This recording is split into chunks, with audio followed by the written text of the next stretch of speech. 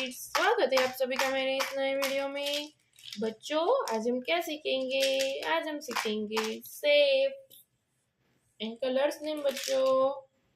Green colour, pink colour, light pink colour, yellow colour, brown colour, light green colour, blue colour, purple colour, black colour, orange colour, red colour, sky blue colour. चलो बच्चों, start करते हैं shapes. Triangle,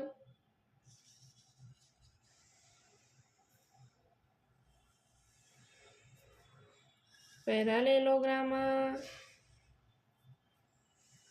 पैरालेलोग्रामा,